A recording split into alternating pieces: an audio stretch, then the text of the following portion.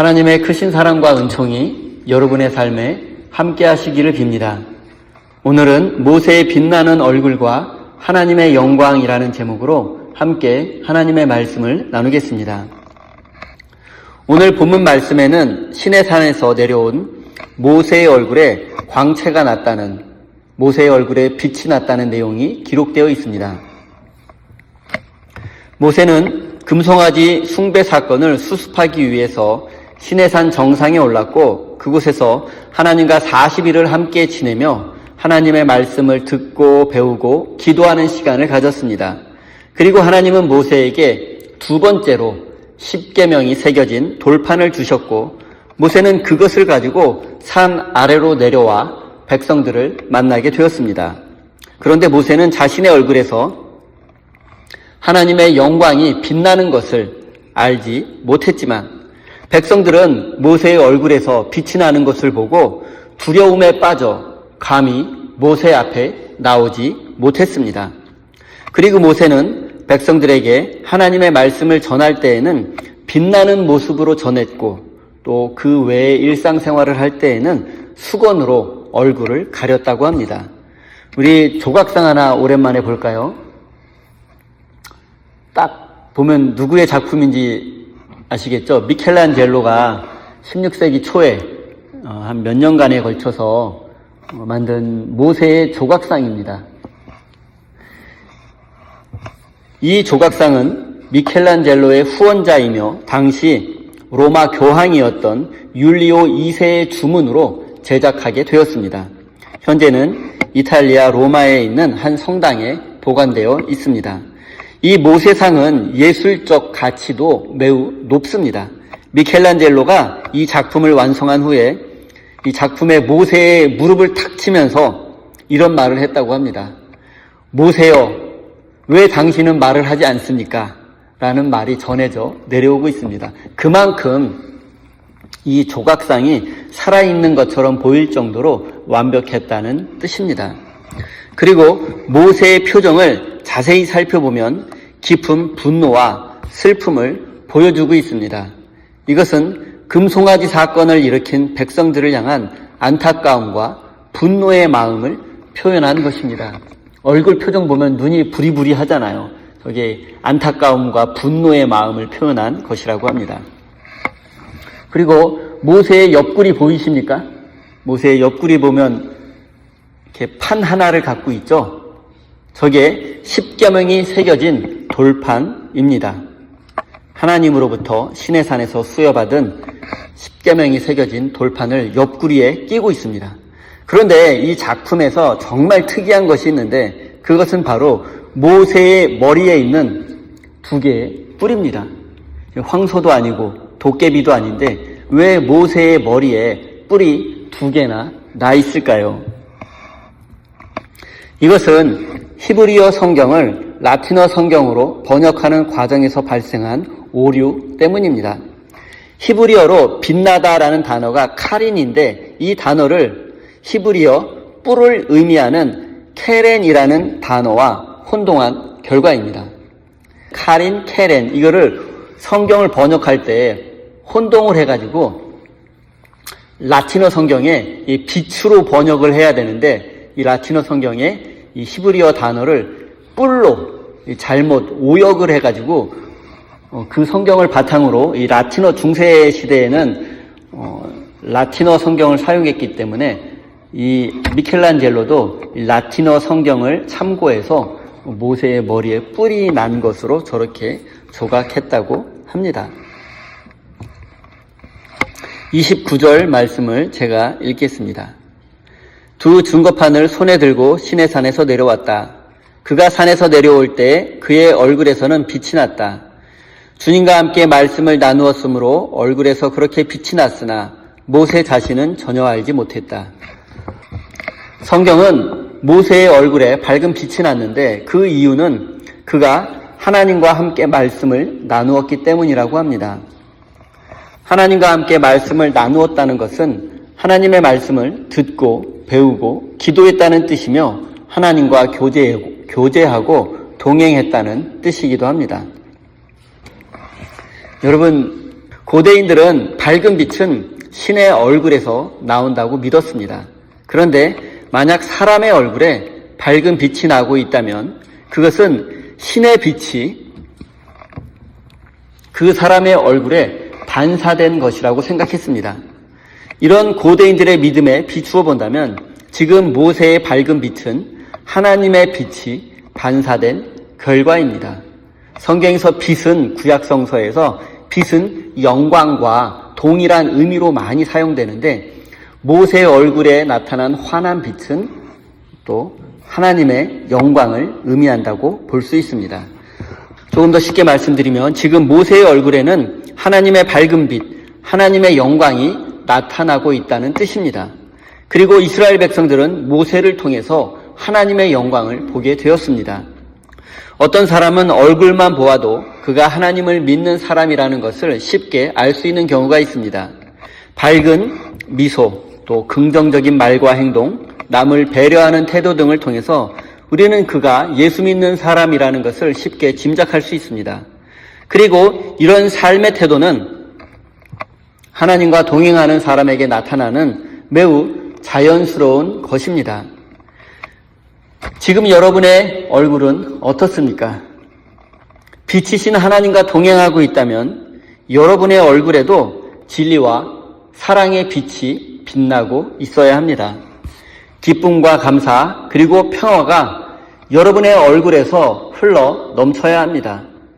우리가 하나님과 동행한다면 그 기쁨과 평화는 반드시 얼굴 표정으로 흘러나오게 되어 있습니다. 여러분이 하나님의 말씀 중심으로 살아간다면 여러분의 얼굴에 밝은 빛이 날 것입니다. 여러분이 어떤 생각과 가치관을 가지고 살아가느냐에 따라서 여러분의 얼굴은 달라질 수 있습니다. 마음이 바뀌면 얼굴도 바뀐다는 말이 있습니다. 우리는 처음 만나는 사람에게 첫 인상이라는 것을 느끼고 또 자주 만나는 사람에게는 그 사람의 인품과 인격을 느끼게 됩니다. 그런데 이런 인상과 인품 그리고 인격은 돈으로 살 수 있는 것이 아니고 또 내 의지대로 만들어지는 것도 아닙니다.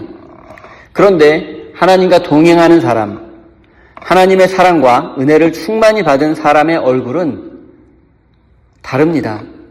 얼굴에서 빛이 납니다.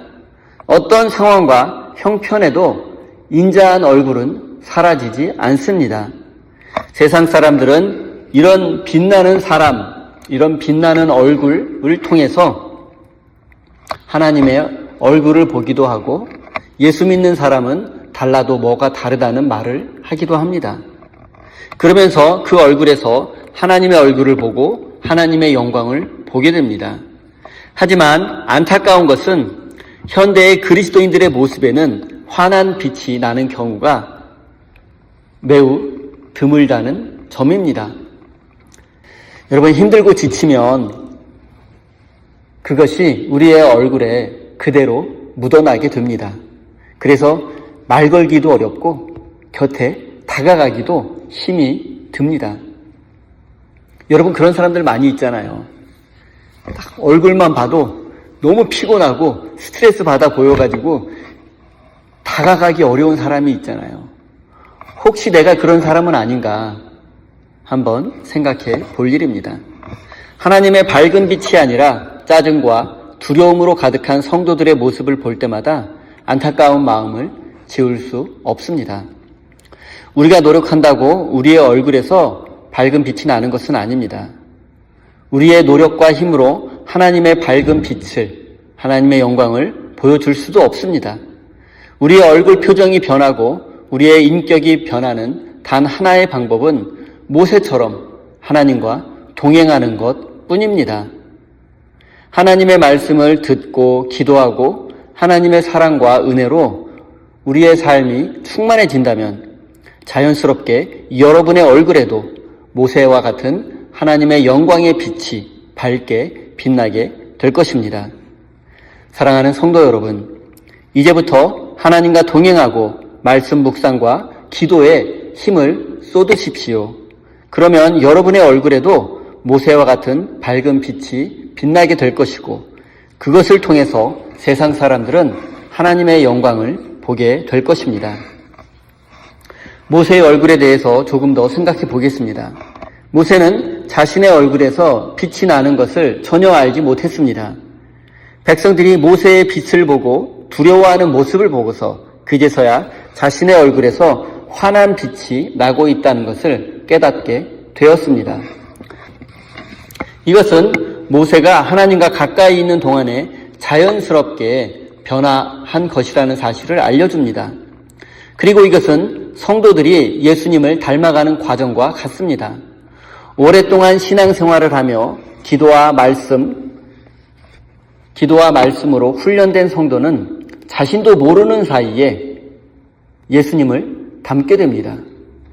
내가 예수님을 닮아야지 하고 닮아가는 게 아니라 자기도 모르게 신앙생활에 집중하고 하나님을 사랑하다 보면 나도 모르는 사이에 밝은 빛이 나게 되는 것입니다.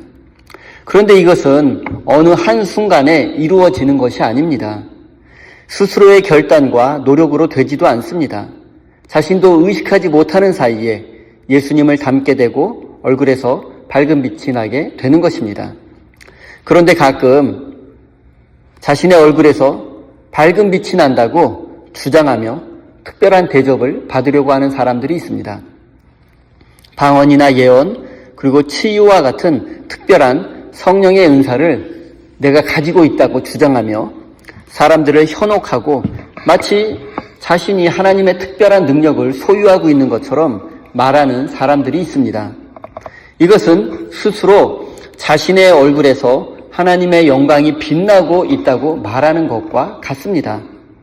나는 이런 사람이야. 나는 이렇게 빛이 나는 사람이야. 나는 이렇게 능력이 있고 특별한 사람이니 나를 특별하게 대접해줘. 나를 이제부터는 존경의 눈빛으로 바라봐줘. 라고 말하는 것과 같습니다.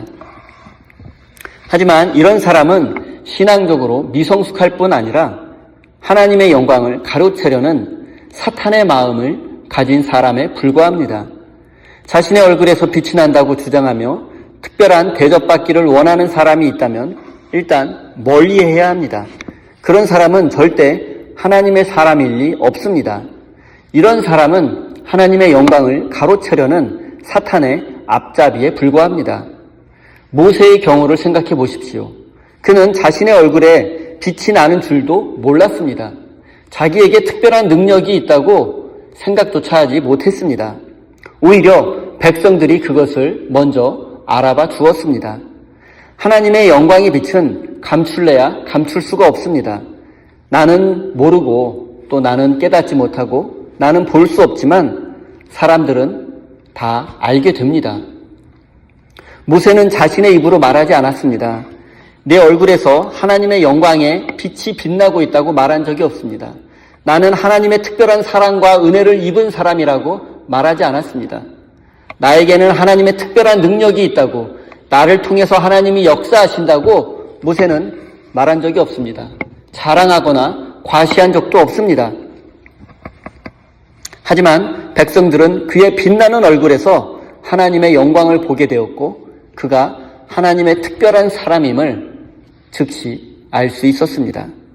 감추려고 해도 감출 수 없는 것이 바로 신앙과 인격입니다. 신앙과 인격은 반드시 드러나기 마련입니다. 여러분에게 정말 밝은 빛이 빛나고 있다면 여러분은 모를 수 있지만 주변 사람들은 다 알아봅니다. 감출래야 감출 수가 없습니다. 생각해 보십시오. 어떻게 악한 사람이 선하게 살 수 있겠습니까? 또 어떻게 선한 사람이 악하게 살 수 있겠습니까? 어떻게 하나님의 사람이 사탄의 앞잡이가 될 수 있겠습니까? 하나님과 동행하는 사람이 어떻게 욕망과 욕심의 길을 따라갈 수 있겠습니까? 반대로 욕망과 욕심으로 가득 찬 사람이 어떻게 하나님과 동행할 수 있겠습니까? 사랑하는 성도 여러분, 여러분은 정말로 하나님을 믿고 섬기는 사람입니까? 하나님과 동행하는 사람입니까? 말씀에 순종하기 위해서 기도하고 몸부림치는 사람입니까? 그렇다면 세상 사람들은 여러분의 얼굴에서 하나님의 영광의 빛을 볼 수 있을 것입니다. 사랑하는 성도 여러분, 만약 여러분의 모습에서 하나님의 영광이 빛나고 있지 않다면 분명 여러분의 신앙은 병들었거나 잘못된 것입니다. 여러분의 신앙과 인격을 돌아보시고 주위 사람들이 여러분을 어떻게 평가하는지, 여러분의 모습에서 하나님의 밝은 빛을 보고 있는지 한번 생각해 보시기 바랍니다. 31절과 32절 말씀을 읽겠습니다. 모세가 그들을 부르자 아론과 회중의 지도자들이 모두 그에게로 가까이 갔다. 모세가 먼저 그들에게 말을 거니 그때서야 모든 이스라엘 자손이 그에게로 가까이 갔다. 모세는 주님께서 시내산에서 자기에게 말씀하신 모든 것을 그들에게 명하였다. 이스라엘 백성들의 입장에서 한번 생각해 보겠습니다. 지금 모세의 얼굴에서 나는 빛은 하나님의 빛이 모세에게 반사된 것입니다. 그리고 지금은 금송아지 숭배 사건 직후이니 백성들은 모세의 빛나는 얼굴 속에서 하나님의 모습을 보고 두려워할 수밖에 없습니다. 그래서 백성들은 감히 모세 앞으로 가까이 나아갈 수 없었습니다. 모세의 입장에서도 한번 생각해 보겠습니다. 이제 자신의 얼굴에서 빛이 난다는 사실을 알게 되었고 백성들은 자신을 신적인 존재로 여기며 두려워하고 있습니다. 그래서 누구도 모세 앞으로 나오지 못하고 있습니다. 그런데 만약 모세가 이때 이 상황을 이용해서 자신의 권위를 높이려고 했다면 어떤 일이 벌어졌을까요? 모세는 지금 얼마든지 이 상황을 이용해서 백성들에게 자신을 신적인 존재로 각인시킬 수 있습니다. 모세의 빛나는 모습을 바라보고 백성들은 하나님과 모세를 동일시하고 자기들이 지은 죄가 있으니까 두려워하고 있습니다. 이 상황을 이용해서 모세는 얼마든지 백성들에게 하나님과 같은 존재로 설 수 있었습니다. 또 백성들을 직접 만나주지 않고 여호수아와 같은 부하들을 통해서 자신의 메시지를 직접 전달하고 마치 신처럼 말하고 행동하며 백성들 위해 군림할 수 있었습니다. 스스로 하나님이 되고 스스로 파라오가 될 수 있었습니다. 그러나 모세는 그렇게 하지 않았습니다. 그는 하나님의 영광의 빛을 가로채려 하지 않았습니다. 모세는 그 빛을 이용해서 자신을 높이거나 권력을 확장하려고 하지 않았습니다. 그는 빛나는 얼굴로 오직 하나님의 말씀만을 백성들에게 전달했습니다. 그는 자신이 무엇을 해야 하는지 정확히 알고 있었습니다. 지금 모세가 해야 할 일은 시내산에서 하나님과 동행하며 알게 된 하나님의 말씀과 뜻을 백성들에게 전달하고 가르치는 것뿐입니다. 그리고 그는 그 일을 정확히 해내고 있습니다.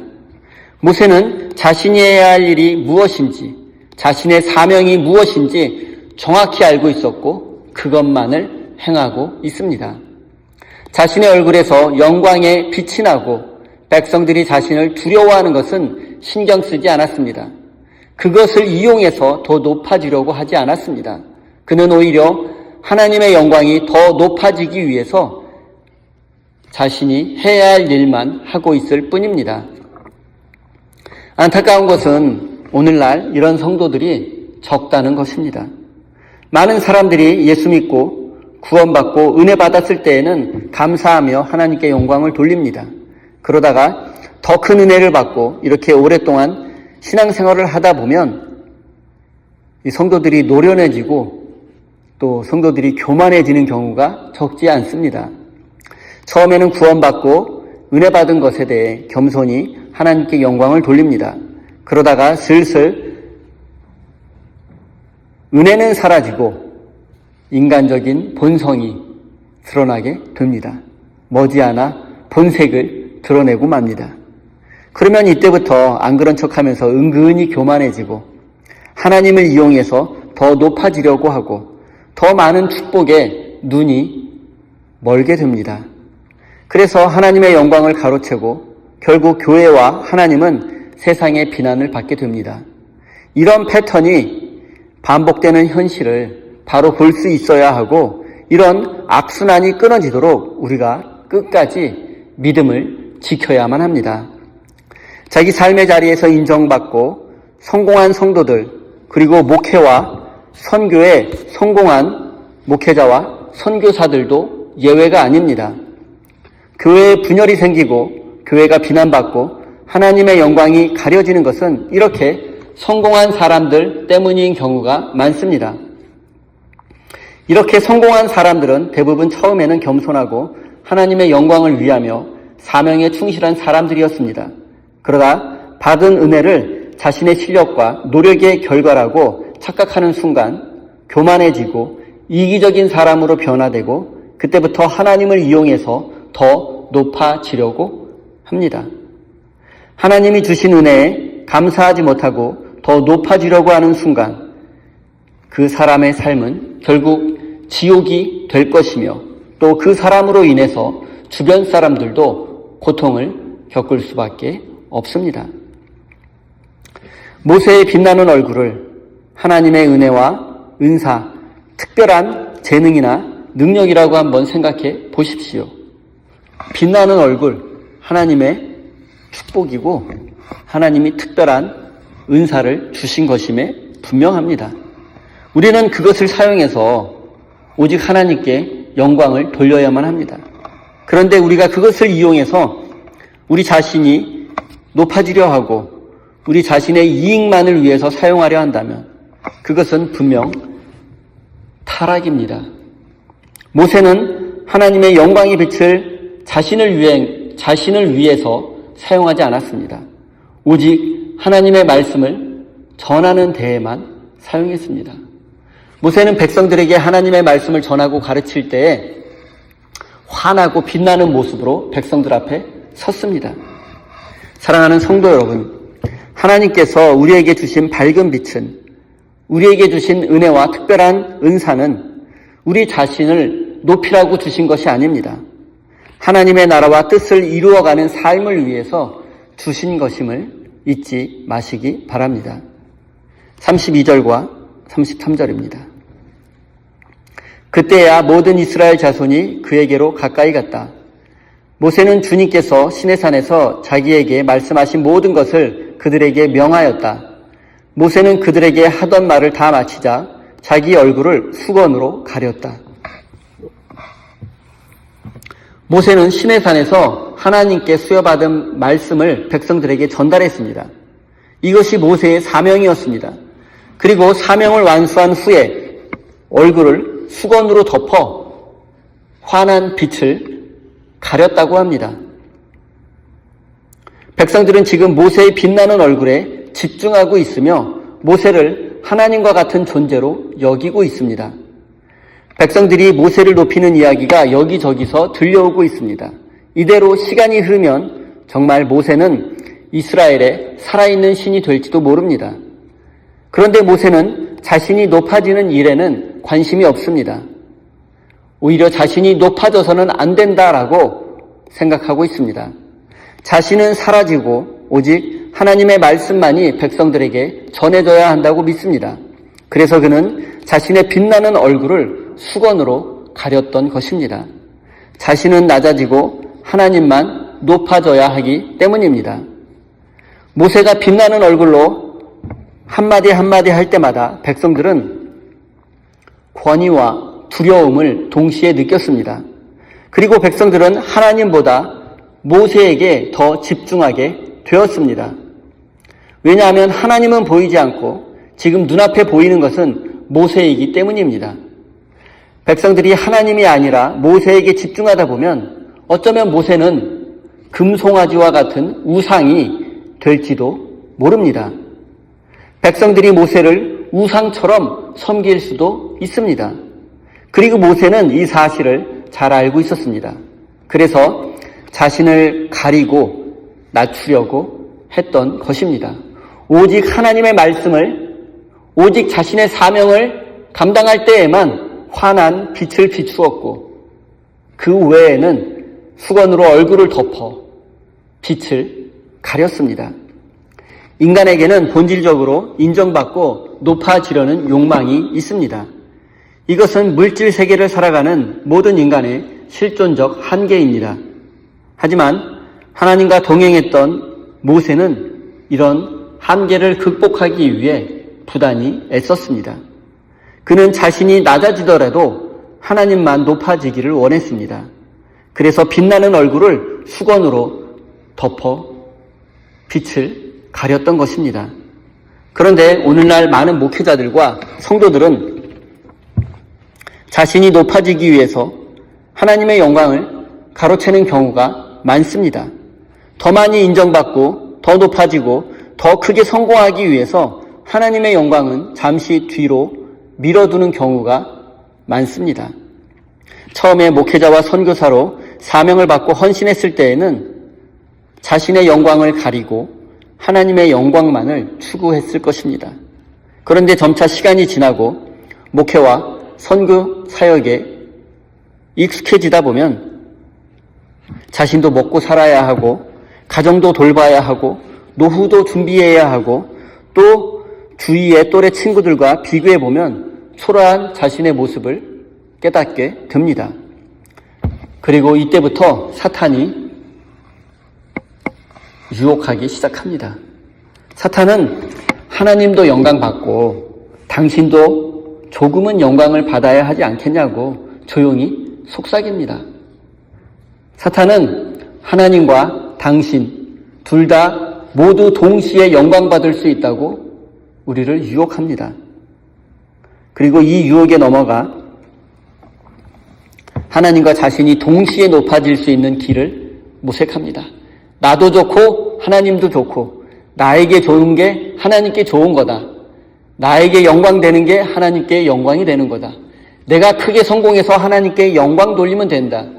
이런 자기 합리화를 통해서 점점 타락의 길로 접어들게 됩니다. 이때에는 하나님과 재물을 동시에 섬길 수 없다는 진리를 깨닫지 못합니다. 그래서 조금씩 새 속에 물들고 자본주의적 사고에 물들어 가게 됩니다. 결국 하나님의 영광보다 자신의 이익과 영광을 더 추구하는 타락한 신앙인으로 변질되고 맙니다. 이 정도 되면 이제 더 이상 하나님의 사람이라고 말할 수 없습니다. 하나님을 믿고 섬기는 우리 그리스도인들에게는 정도의 차이가 있을 수는 있지만 우리 모두는 하나님의 영광의 빛을 소유하고 있는 존귀한 존재들입니다. 우리 자신은 느끼지 못할 수도 있지만 세상 사람들은 우리의 모습 속에서 하나님의 영광의 빛을 보게 됩니다. 그런데 우리는 우리 자신이 가장 밝게 빛나는 순간이 바로 가장 위험한 순간이라는 사실도 깨달아야 합니다. 사람들이 나를 인정해주고 높여주고 또 직장에서도 높아지고 사업에 성공하는 순간이 신앙적으로 가장 위험한 순간이라는 사실을 기억해야 합니다. 내가 성공하는 순간, 내가 가장 잘 나가는 순간, 내가 인생의 정점에 올랐을 때 그 순간이 믿음의 눈으로 보면 가장 위험한 순간이라는 사실을 기억해야 합니다. 많은 사람들이 세속적인 성공 앞에서 추락하는 경우가 많습니다. 인생의 정점에 올랐을 때 하나님께 영광 돌리지 않고 그 영광을 가로채고 스스로 높아지려 하기 때문입니다. 하지만 참된 그리스도인은 인생의 성공 앞에서 또 인생의 정점에 올랐을 때 수건으로 얼굴의 빛을 가릴 줄 알아야 합니다. 그렇지 않는다면 우리는 하나님의 영광을 도둑질하는 영적인 도둑이 될 수 있기 때문입니다. 사랑하는 성도 여러분, 여러분의 인생이 환하게 빛날수록 그 빛을 더욱 가릴 줄 알아야 합니다. 사람들이 인정해주고 높아지고 성공할수록 더욱 낮아지고 하나님께 영광 돌릴 줄 알아야 합니다. 모세는 백성들에게 두려움과 존경을 받으며 신과 같은 존재로 남을 수 있었지만 그는 과감히 수건으로 얼굴의 빛을 가렸고 겸손히 하나님께만 영광을 돌렸습니다. 사랑하는 우리 세임교회 성도 여러분, 지금 우리의 얼굴에는 작은 빛이 빛나고 있을지도 모릅니다.